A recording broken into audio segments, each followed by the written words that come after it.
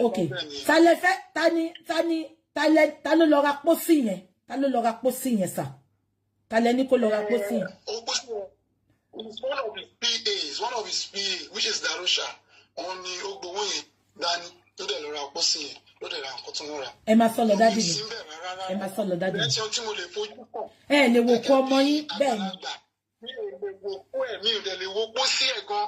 Mi ò lè mọ kọ́lọ̀ tí wọ́n rà because nílẹ̀ Yorùbá wọ́n ní ọjọ́ abárìbìnrin bí ń wọlé ní àwọn ìgbésẹ̀ tí mo gbé ká gbé kúrò ńbẹ̀ mi ò dẹ̀ lè fi sílẹ̀ nígbà tó lẹ̀ bí mọ́ṣúárì tí wọ́n tún reject ẹ̀ so mo ní wọ́n ti exchange lójú mi so mo lè ti pọ́n lọ́dọ̀ pé ẹ palẹ̀ mọ́ ẹ ṣe nǹkan tó bá yẹ kẹ́ ẹ ṣe o èmi ti lọlé láti pé kí n lọ prepare ibi tí mo dẹ̀ máa tún dé náà mo kàn tọ́ka pé ibi báyìí ẹ clear bí ẹ kò ṣe bí mi ò tún lè wo bẹ̀ gẹ́gẹ́ bí ìṣẹ̀dálẹ̀ Yorùbá so mi ò tẹ̀lé fojú kàn mi ò rí anything nínú fíìmù mo ti wá rí pé wọ́n sọ pé ọrùn ẹ̀ wọ́ wọ́n sọ pé wọ́n fọ̀ọ̀sẹ̀ sínú pósí mi ò sí bẹ́ẹ̀ kò ń ṣe ohun tó tọ́ sí mi pé kọ́ bàbá ìlú ló rán pósí bàbá ìlú wá gbé sínú pósí kò ń ṣe ohun tó tọ́ sí mi rárá àtọ́ tí Yorùbá ò gbọdọ̀ ṣe bẹ́ẹ̀ mi ò lè fojú mi wò till now so it was later náà wọ́n sọ mí pé wọ́n ju aṣọ kan sínú ẹ̀ wọ́n ṣe gbá sínú ẹ̀ gbogbo àwọn kankan ní I don't know the interpretation of all this thing mo kàn rí pé Ọlọ́run tó fẹ́ tó àṣírí èṣù ló mú kí wọ́n padà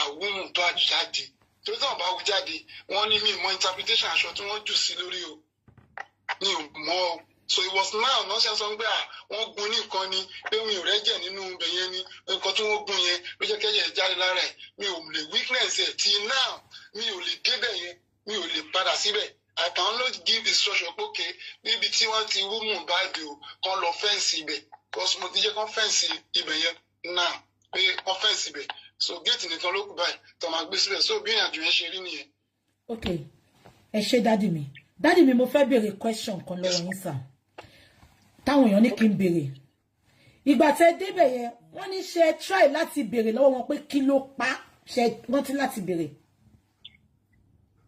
mo béèrè ní ọwọ́ ìyàwó ẹ̀ bí ìyàwó ẹ̀ ṣe rí mi onídàádì kí n máa gbọ́mọ yìí lọ sékìtì kí n lọ ro èmi ìdánwò wọn ṣe ń ròyàn because kì í ṣe láì mi kí ni nǹkan tó ṣe ó wá sọ fún mi pé ó ní nurse ó ní ó fọwọ́ wound ni ọwọ́ tó dẹ̀ fi wound ó ní ọwọ́ yẹn wá ń wú ìgbà tọ́wọ́ wá ń wú ó ní wọ́n á pe nurse kó fún un ní tetanus injection ó ní injection yẹn ni wọ́n fún un tó wá gbòdì lára ẹ̀ tó bẹ̀ sí vomit títí ó fi kú pé wọ́n gbé lọ pé wọ́n gbé lọ hospital. ìyẹn Wùmí ló sọ yẹn fún yín ṣe béèrè lọ́wọ́ àwọn tó kù tó wà níbẹ̀ ṣe béèrè lọ́wọ́ àwọn tó kù tó wà níbẹ̀. Wùmí nìkan náà ni mo mọ̀ ń bẹ̀ ibi Darusha ò sọ anything fún Wùmí ni mo mọ̀ tó wà ń bẹ̀ ibi mi ò rí àdúrà lálẹ́ ọjọ́ yẹn ètò bóyá wà ráàdì ló ti pọ̀ jù but ìmúṣàríyàwó pé hello kí ló ṣẹlẹ̀ ó ní wọ́n fún ní abẹ́rẹ́ yẹn wá gbòdì lára ẹ̀ ó ní omi sọ pé bóyá àwọn unqualified nurse tó fún ní abẹ́rẹ́ ló kọ̀ sí wàhálà yẹn so mo tẹ́mi mọ̀ mọ́ nìyẹn but later tí wáyé pé wọ́n ti wá padà lọ wú òkú yẹn náà wá sọ fún mi pé a lot of things ló ṣẹlẹ̀ wọ́n ju aṣọ kan sí tí mi ò dẹ̀ experience irú nǹkan bẹ́ẹ̀ yẹn rí.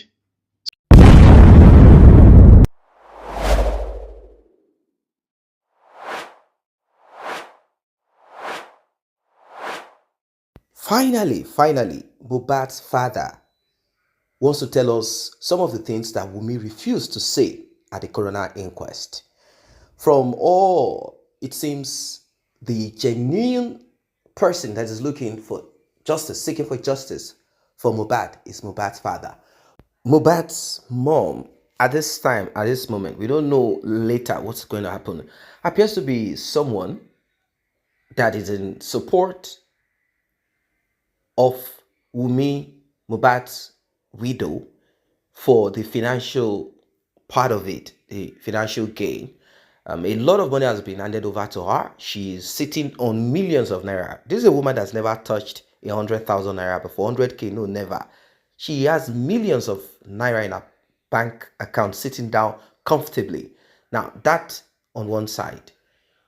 There are some serious money coming in and will keep coming in. I'm talking about the streams of Mohbad, the music, the one that Mohbad's record label is in charge of and the manager, Naira Marley, and the one that Mohbad did when he left that record label. Check Audio Mark, check YouTube, check different platforms, millions. Mohbad is extremely rich now. And at the end of the day, the parents of Mohbad and Mohbad's son, if that boy belongs to him, will inherit or will be they will be the ones that money will be handed over to. They will be in charge of it. And Mohbad's father is aware of this thing. He's into the industry, even though he's not into it like Mohbad. So we will be listening to this man. He has some very strong things to say about Wunmi, about Mohbad, about everything that he saw. We asked what happened 24 hours and during the RIP and after. What is this thing? We want to know so that we will be able to analyze and see. We don't want Nigerian police to kind of lie. We don't want deceit. No, not at all. Let us listen.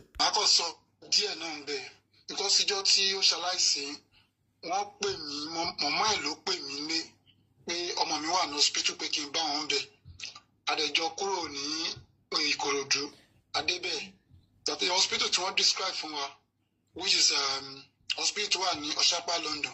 But my video Oshapa, London was around 7 o'clock. Daddy Eduosa. 7 o'clock láàárọ̀ àbí 7 o'clock lálẹ́. Sir? Alẹ́ ma. Okay. After 7 lálẹ́. So bá tí wọ́n máa pè mí, ó jẹ́ ìkan nínú àwọn tó ń tẹ̀lé Mohbad, which is Darosha ló pè mí pé ló dàdí wípé ara ọmọ yẹn ti yá ọ pé kí n padà sílé. Pẹ̀lú bẹ́ẹ̀ ṣe ń pe mọ̀mọ́ ẹ̀ látàárọ̀, ó wá yé mi. Èmi fúnra mi wá sọ fún ìyá Mohbad pé tán fi lè pẹ̀lú èdè yẹn ọmọ yẹn ti kú. So bó ṣe gbọ́ ọ̀rọ̀ yẹn ní bus stop ń bẹ̀. Daddy ẹ dúró sà. Ẹ dúró sà. Báwo lẹ́yìn ṣe sáré conclude pé bọ́n ṣe pé yín yẹn pọ́mọ yẹn ti kú? Ṣé ti rí nǹkan kan tẹ́lẹ̀ tẹ́ fi sọ? Èmi gbọ́ conversation wọn pẹ̀lú mọ̀mọ́ Mohbad, wọn ò pè mí. Ẹ gbọ́, so bá ṣe ń lọ, wọ́n sọ pé ṣé wọ́n ti ń gba treatment, ṣé kìnní kan ti ń lọ, ẹlòmíà tún pè, àwọn ọ̀dẹ̀ gbọ́n kankan. Ìgbà tí mo wá dé point ibi tó sọ pé hospital, ẹjọ́ a ti wà ní bus stop Oshapa London náà o, ẹ wá mú ọ̀ká lè di hospital yẹn. Wọ́n sọ pé ẹ má wọrí sà, ara ẹ̀ ti wà òkè, ara ẹ̀ ti yá, ara ẹ̀ ti yá kẹ̀. So mo wá wo èdè yẹn pé èdè akọlẹ̀ léyìí. So gẹ́gẹ́ bí àgbàlagbà, àwọn àpinnu kókè à ń lọ sí ilé Mohbad. So bàtà máa fi sọ pé a máa débẹ̀ ó dọ̀ pọ̀ ọjọ́ yẹn. It was after to 10, 9:30 to 10 la débẹ̀. Ìgbà tí màá fi débẹ̀ mo ti bá a lot of people, almost 100 people mo bá nínú compound níbẹ̀ tẹ́lẹ̀ ó ti pọ̀. Ìgbà tí màá tiẹ̀ wọlé, mi ò kọ́kọ́ rí Mohbad níbi tí wọ́n tẹ sí ní pálọ̀. Mo láti sáré gun òkè níbi tá a ti máa ń pàdé. Ìgbà tí mo dé máa débi tá a ti máa ń pàdé, mo kàn rí aṣọ ẹ̀jẹ̀ ń bẹ̀ ni. Ìgbà tí màá ṣe wọ́n pè mí dádì, ó wà ń bí mi ò rí. Àwọn tètè mo ṣe máa padà, mo ṣe máa rí Mohbad níbi tí wọ́n yẹn bá mọ̀ ẹ̀ sí. Wọ́n ti gbé yọ̀ sí láyà, wọ́n ti dí mú ẹ̀, wọ́n ti di etí ẹ̀ gbogbo ibi tí kò lè wà lára ẹ̀, wọ́n ti di. Tí mo rí ọmọ ẹ̀ báyìí, mo kọ́kọ́ jókòó torí kò yé mi tí mo lè ṣe. After some hours, ní bí 1 hour, akọ̀rọ̀ rìn káàkiri, I don't know what to do. Bí ẹnìkan ṣe bí wọ́n ṣe representative fún Davido, bó ṣe wá sọ pé ọ̀gá mi kò fún mi ní 2 million naira. 2 million naira owó kíni iṣẹ́ ní gbowó ọmọkè, mo ní kó ń gbé owó yẹn kọ́ fún Darosha. Daddy ẹ hold on sir. Daddy mi ẹ hold on sir. Wọ́n ní kí n jẹ́ kẹ́ mọ̀ pé wà lórí live. Mo gbàgbé láti sọ fún yín. Ṣé mọ̀ pé live ni mo ń ṣe? Live ni mo ń ṣe. Ṣé wà okay láti sọ̀rọ̀? Ẹ mọ̀ tẹ́lẹ̀. Ẹ má bínú sir. Mo gbàgbé ni. Ẹ má bínú sir. Live lẹ́wà. Ẹ hold on. Daddy ẹ hold on. Mo fẹ́ gbọ́rọ̀ yẹn kí n wá ṣàlàyé. Kọ́ bá ní mò ń parọ́. Torí ẹ̀ mo ṣe fẹ́ kẹ́ fẹnu ara yín sọ. Now, Daddy mo fẹ́ bèrè question kan. Ìgbà tẹ́ gòkè yẹn, aṣọ ẹ̀jẹ̀ tẹ́ rí yẹn, ṣé t-shirt ni àbí báwo ló ṣe rí? Ẹ describe ẹ̀ fún wa sir. Bedsheet ńlá. Àwọn dúgbé bedsheet ńlá yẹn ni wọ́n gbé jọ tó tóbi. Mo wá rí ẹ̀jẹ̀ lára bí báwọn sọ pé èèyàn gbé Kampala dúró. Mo kọ̀ dáṣọ ẹ̀jẹ̀ lára yìí. Mi ò fúnra sí because mo kọ̀ bọ́lẹ̀. Wọ́n ṣe wá sọ fún mi pé òun ló wà nílẹ̀ yìí. Sọ́gbà tí máa rí lẹ̀ wọ́n ti ẹ̀ ń bá àmọ́ ẹ̀ in a local way. Ara mi kàn gbọ́n ni. Good 1 hour. Nígbà tí wọ́n sọ fún wọn ní kó fún mi lówó owó kíni. Ìmọ̀lẹ́ owó tó jẹ́ ọmọkùnrin kan fún ìkan nínú àwọn tó ń tẹ̀lé Mohbad. So bí ìyẹn ṣe lọ nìyẹn. Nígbà tí mo wá wò pé ẹ̀yin ọmọ ẹ arrange for ambulance tó dé doctor tó wà ní ambulance yẹn ó tún ṣe test okay okay from there. Daddy ẹ dúró sir. Ìgbà tí doctor tó bá ambulance yẹn wá ẹ sọ pé ó ṣe test. Ìgbà tó ṣe test kí ló sọ fún yín? Ó ti gone, ó ti lọ, ó ti kú. Ó sọ fún yín pé ó ti kú gbà yẹn. Ambulance wá gbé. Bẹ́ẹ̀ni, ambulance wá gbé. Àwọn àgbẹ̀ òkè jẹ́ ká lọ sí police station. Ní police station ló ti wá pẹ́ wá. We spend like 3 hours. We kàn lè grant wa ní police report. So wọ́n dẹ̀ ti kọ letter fún wa ti ṣe everything kíkọ sign. Mo ti sign already gan. Bí ọ̀gá mi ṣe wá nìyẹn pé they cannot grant me any police report. Only when this event happened, where did you report? I wasn't there. I'm a stranger here. No. So they cannot give us any paper. So from them, I'll go where let's take him to mortuary at Ikorodu. That's the arrangement between us and the ambulance man. Ambulance man don't agree. Okay, but I'm at Ikorodu mortuary. Agreement yet to pay. And the fact be seen in mortuary also pay. Where is the police report? Why is the doctor report? So we were confused. Now, anytime I move over to go down, okay, because sometimes the shame over I want to go to mortuary. Better can ambulance me. No, you mean about ambulance me so okay. On my change, body, sinu ambulance le. So till about more, tebale, raya tiran kotoba ekera. We are come and lodge see around be by. So any lower arrange. Wọ́n ṣe ra pósí àtàṣọ àti wọ́n ṣe ṣe everything. Okay, daddy ẹ jọ̀ọ́ hold on sir because mo gbọ́dọ̀ máa listen sáwọn tó ń wò wá náà. Wọ́n nígbà tẹ́ rí Mohbad níbi nínú ilé ibi tó tẹ́ sí yẹn. Ṣé rí any mark lára ẹ̀? Ṣé rí any mark? Wọ́n ti wọṣọ fún even mi ò lè fọwọ́ kàn because wọ́n ti blog gbogbo mi wọ́n ti gbé yọ̀lé láyà wọ́n ti embalm ẹ̀ síbẹ̀ ọ̀pọ̀lọpọ̀ èrò rẹ̀ ti pọ̀ almost 100 people àwọn tí mo bá ń bẹ̀ Anya Snowtown and Davido representative the Mohbad lawyer àti gbogbo àwọn ọmọọṣẹ́ èrò ti pọ̀ àdúgbò ti dàrú tó yẹ pé even kò sí nǹkan tí wọ́n tẹ̀lé ṣe láàrin yẹn ju pé kí ó kúrò bẹ́yẹn ní street yẹn so àwọn tó dẹ̀ tẹ̀lé wa lọ ìyàwó ẹ̀ tẹ̀lé mi lọ ní òru yẹn nígbà tá a máa bí dé mọ́ṣúárì àwọn náà páàkì mọ́tò tiwọn àtẹ̀gbọ́n ẹ̀ kájọ kúrò ń Kòròdú tẹ́lẹ̀ wọ́n tẹ̀lé mi dé mọ́ṣúárì bẹ́ẹ̀ mo wá fi wọ́n lẹ̀ síbẹ̀ àti dàrúṣà àti gbogbo àwọn tó tẹ̀lé mi lọ even that very day Àyàn sọ pé mọ̀mọ́ òun kú ó ní láti sọ pé òun máa kúrò níbẹ̀ yẹn òun máa padà wá bá wọn àwọn dẹ̀ wá bá wọn láàárọ̀ ọjọ́ kejì so èmi ti kúrò mẹ́rin láti kan bí 3:30 mo ti fẹsẹ̀ rìn kúrò ní Kòròdú pé okay let me go home láti lọ máa prepare ibi tí wọ́n máa gbé bọ́ìsì nígbà tó dẹ̀ máa di nǹkan bíi 8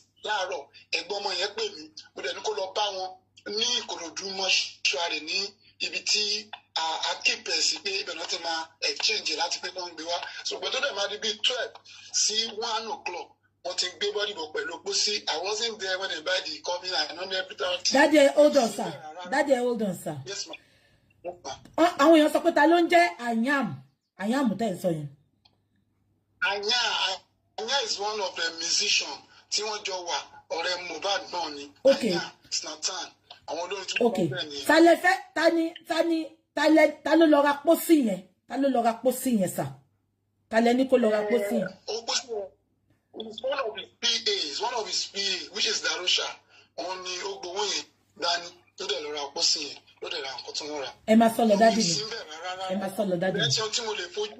Ẹ lè wo kó ọmọ yín bẹ́ẹ̀ ni. Mi ò lè wo kó ẹ̀ mi ò dẹ̀ lè wo pósí ẹ̀ gan mi ò lè mọ kọ́lọ̀ tí wọ́n rà because nílẹ̀ Yorùbá wọ́n ní ọjọ́ abárìbìnibí ń wọlé ní àwọn ìgbésẹ̀ tí mo gbé ká gbé kúrò ń bẹ̀ mi ò dẹ̀ lè fi sílẹ̀ nígbà tó lẹ̀ bí mọ́ṣúárì tí wọ́n tún reject ẹ̀ so mo ní wọ́n ti exchange lójú mi so mo lè ti pọ́n lọ́dọ̀ pé ẹ palẹ̀ mọ́ ẹ ṣe nǹkan tó bá yẹ kẹ́ ẹ ṣe o èmi ti lọlé láti pé kí n lọ prepare ibi tí mo dẹ̀ máa tún dé náà mo kàn tọ́ka pé ibi báyìí ẹ clear bí ẹ kò ṣe bí mi ò tún lè wo bẹ̀ gẹ́gẹ́ bí ìṣẹ̀dálẹ̀ Yorùbá so mi ò tẹ̀lé fojú kàn mi ò rí anything nínú fíìmù mo ti wá rí pé wọ́n sọ pé ọrùn ẹ̀ wọ́ wọ́n sọ pé wọ́n fọ̀ọ̀sẹ̀ sínú pósí mi ò sí bẹ̀ kò ń ṣe ohun tó tọ́ sí mi pé kọ́ra bàbá ìlú ló rọ pósí bàbá ìlú wá gbé sínú pósí kò ń ṣe ohun tó tọ́ sí mi rárá àtọ́ tí Yorùbá ò gbọdọ̀ ṣe bẹ́ẹ̀ mi ò lè fojú mi wò till now so it's what later náà wọ́n sọ mí pé wọ́n ju aṣọ kan sínú ẹ̀ wọ́n ṣe gbá sínú ẹ̀ gbogbo àwọn kan kò ní I don't know the interpretation of all this thing mo kàn rí pé Ọlọ́run tó fẹ́ tó àṣírí èṣù ló mú kí wọ́n padà wúrùn tó àjáde torí tí wọ́n bá wù jáde wọ́n ní mi mọ interpretation aṣọ tí wọ́n jù sí lórí o mi ò mọ̀ o.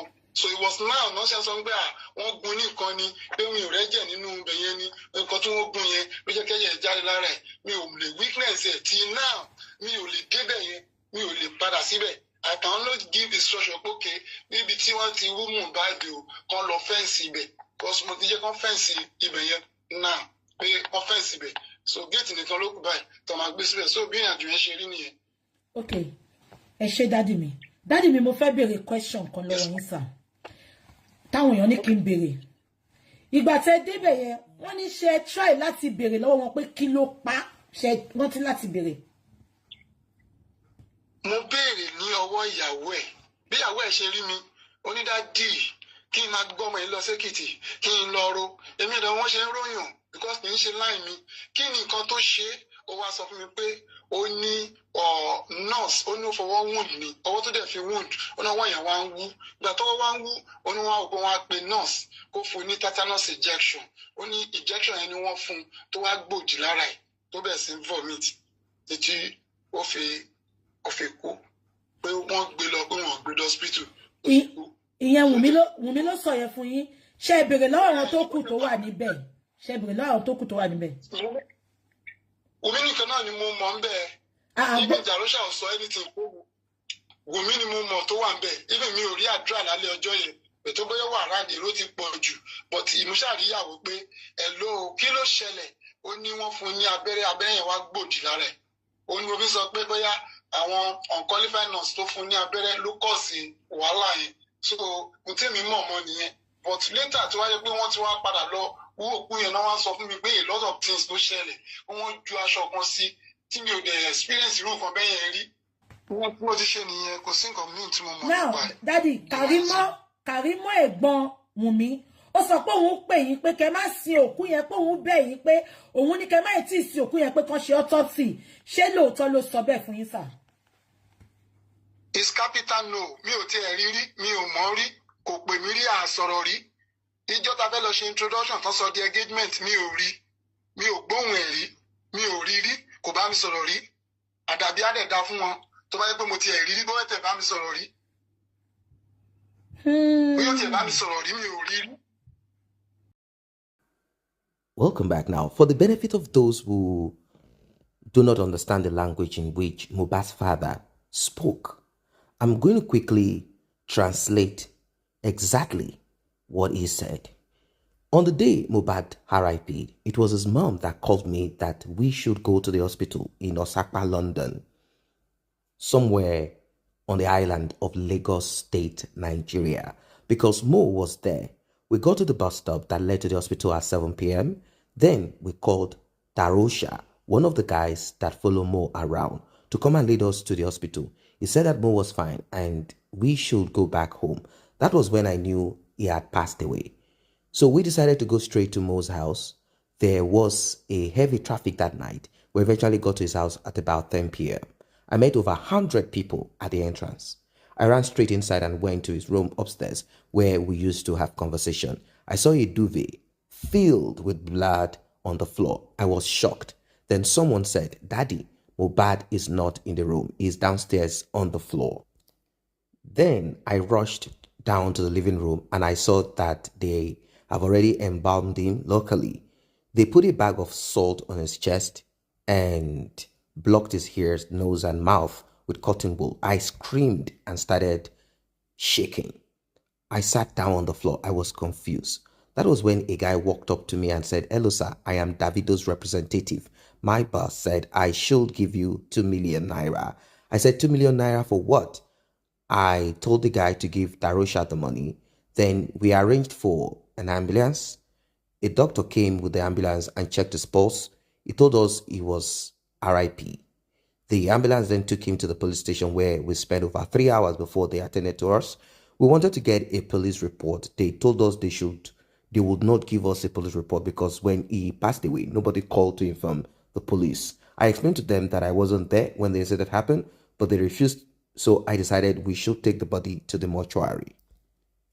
When we got to the mortuary at Ikorodu, they asked for the police and the doctor's report. We did not have any, so they refused to put him in the morgue. I was so confused. So we transferred his body to another ambulance. Wumi and some of Mohbad's friends were also with us that night at the mortuary. Darusha was with the 2 million naira Davido sent. So he arranged for the coffin and the clothes Mo will be buried in. By then, it was about 4 a.m. I had to leave them there at the mortuary. I went home to make arrangements on where he will be buried.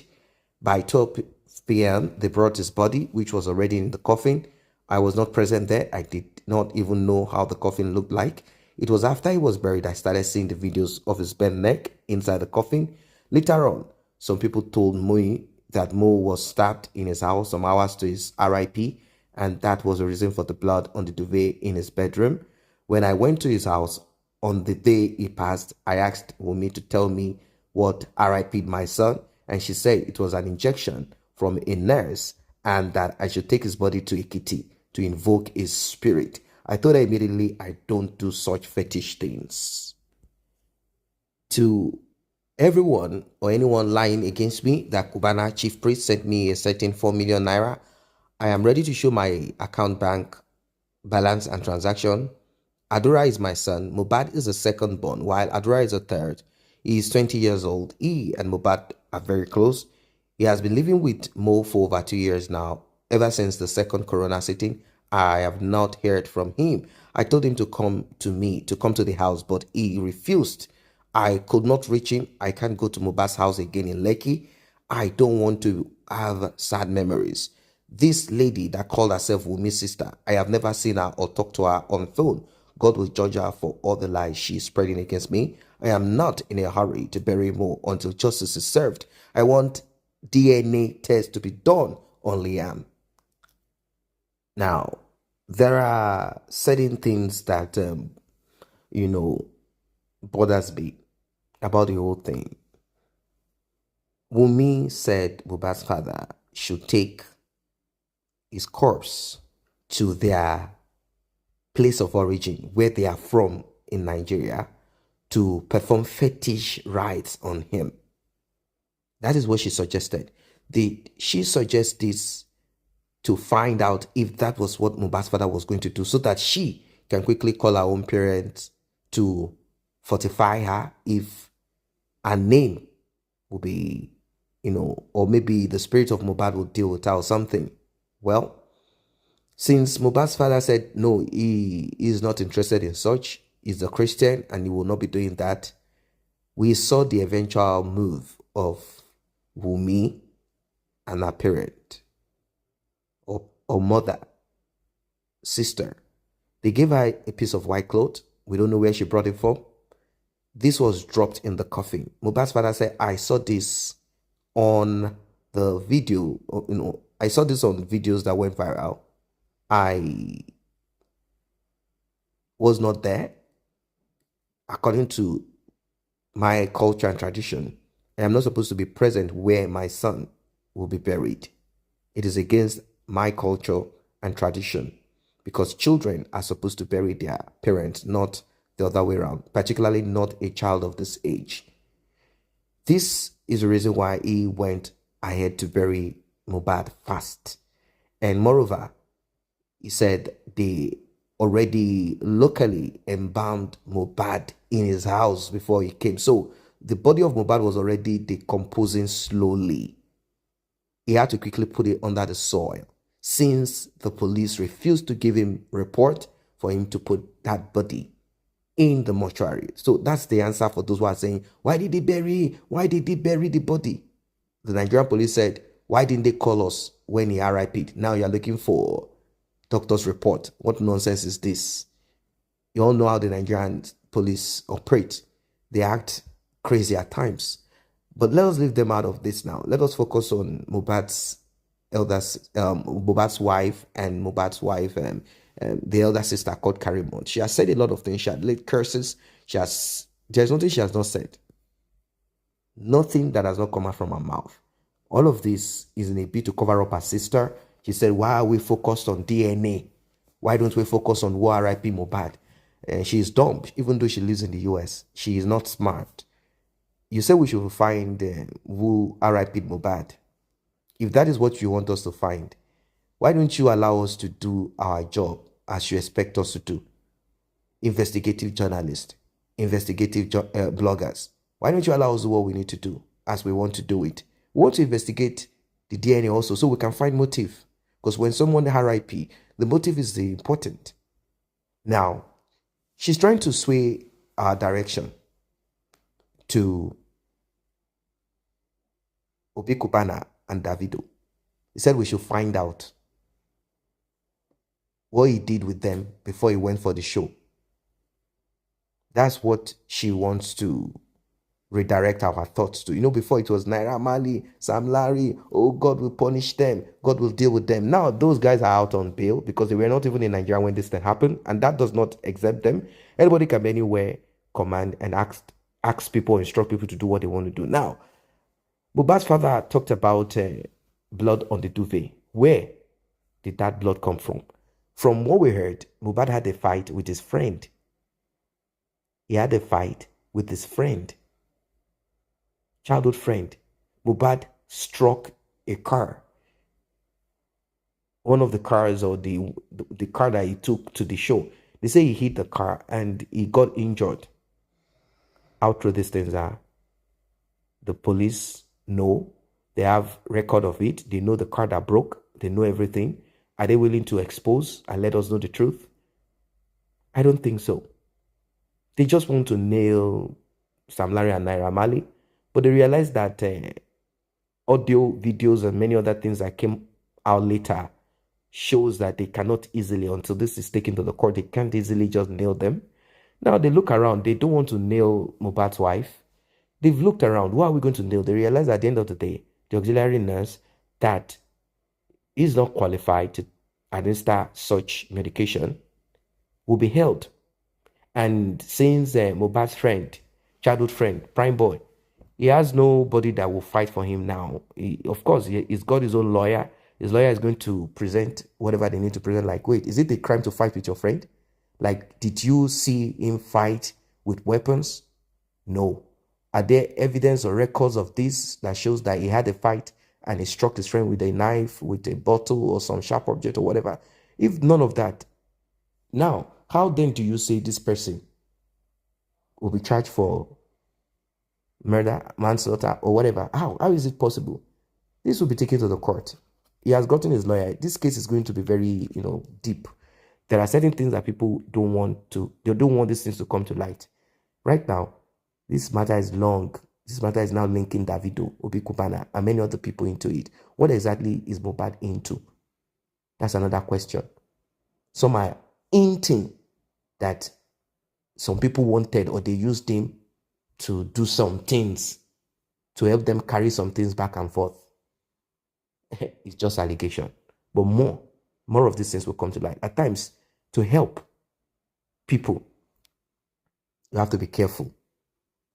You can stretch your hands to help, and that help will become something else. And to Mohbad's brother, Adura, be careful. Be careful. You are running away from your father because you are sitting down where money is. Your mom has colored your mind, manipulated you. Be careful. Be careful. Because you yourself, you are not free from what RIP'd your brother. They say you'll be going to the US. Pray that you land in the US, because there is going to be fire dropping very soon. What are your thoughts about this one? Like, share, subscribe to this channel. See you in the next update.